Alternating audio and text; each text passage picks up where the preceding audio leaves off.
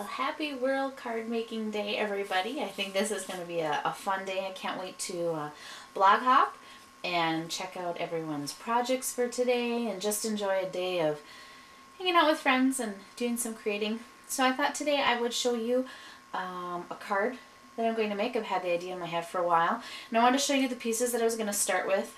I wanted to use these two pieces of Sassafras Lace paper, and I thought some of these October afternoon labels had some really nice colors to go with it.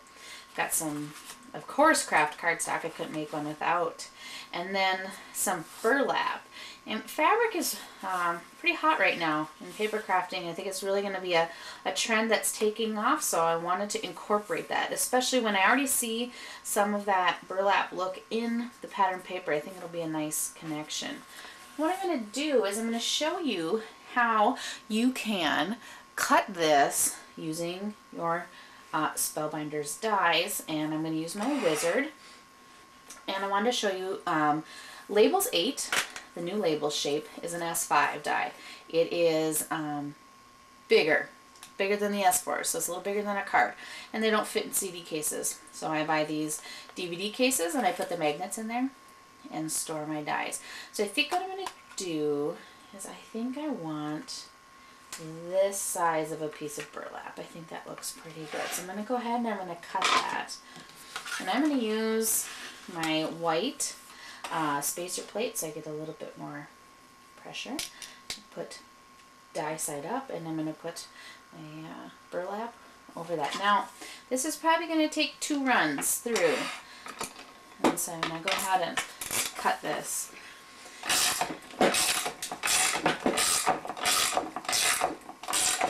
Make sure you catch it. And I'm not even going to check. I'm going to run it through twice. So handle forward, roll, get the machine going.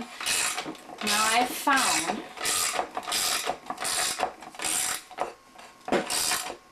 with some fabrics that it's pretty tough to get through, and this looks like it did a pretty good job getting through, that I've had to go through with my scissors and finish making the cuts. And I can see that I kind of need to do that here. Ooh, what a mess. And I'm going to show you how to fix that mess here in just a second. So I'm going to go ahead, I'm going to go in with my scissors, and I can see where the die was going to cut. So I'm going to go ahead and I'm going to cut that. And now you can see that this burlap is making a lovely mess, which is okay because that's kind of the look we're going for. But I'm going to show you what you can do to get a better grip on that and to fix that.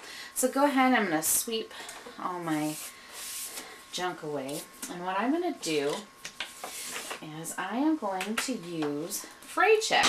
And if you are into sewing, or if you know anybody who's into sewing, you've seen this before. This stops the ends of your fabric from fraying. I like to use this on ribbon ends that are coming unraveled and whatnot. It's from Dritz. You can buy it in any fabric sewing store. I bought mine at we have a Hancock Fabric. And what you do is you take and you just put a very little bit on the edges. And what this does is this seals up your edges. Doesn't take a whole lot, and it actually it makes it a little stiff on the edges, which is nice. And it's wet, so you're gonna have to set it aside to dry for a little bit, so you won't be able to use it right away. But there we go, almost done. Oops, might dribble a little bit.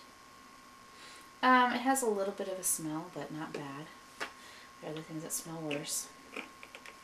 So I'm going to go ahead and I'm going to set this aside. I'm going to grab a piece of scratch paper and just set that aside to let it dry. Okay, here's what we're going to do for the next part of our card. This is going to be to make the pumpkins. And I have cut 2 strips of pattern paper. I cut one at 1.5 inches wide and this one at 1 inch wide. I'm going to take my score pal here, and what I'm going to do is I'm just going to score at every 1/2 inch. So I'm just going to go ahead. I love the score pal. Makes this very easy to do. You just run your tool through here. It's all marked off in increments. And you can see I used the full width of my pattern paper, so I used a 12 by 12 sheet. And so I'm going to go down and I'm just going to score that. And then I would do the same thing to the other one.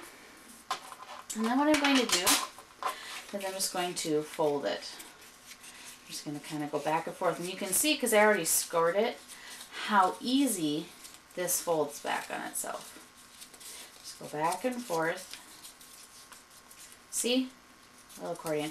And I would kind of smush it together. Wow, there's a technical term. Anyway, smush it together and make sure that those edges get a little crisper. And what we're going to do is we're going to take and we're going to adhere these two ends together. And you want to make it so that the pattern continues.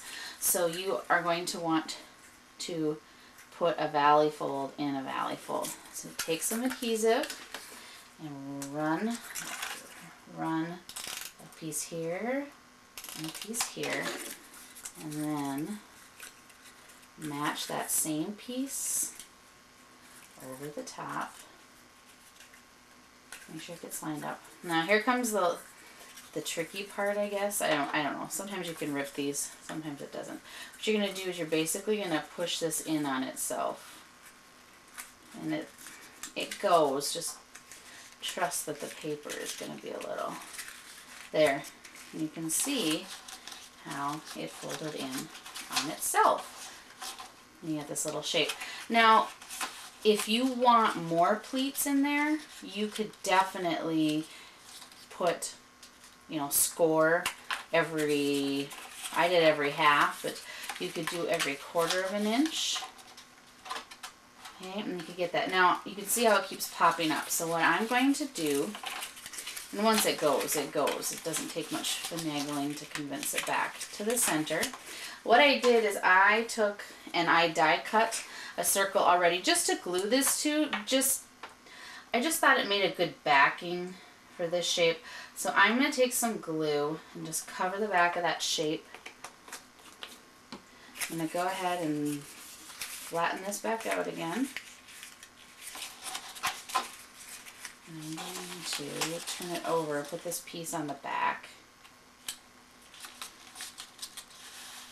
Okay, flip it over. It's going to be a little sticky. And then you're just going to hold it for a little bit until you can convince it to dry.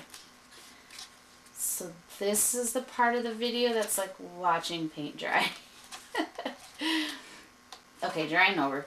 So now you can see how it's sitting there and just resting on that circle. And I obviously didn't get it very centered, but it doesn't matter because it will sit there.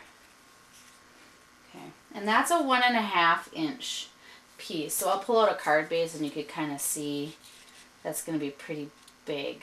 So I may change my mind. We'll see.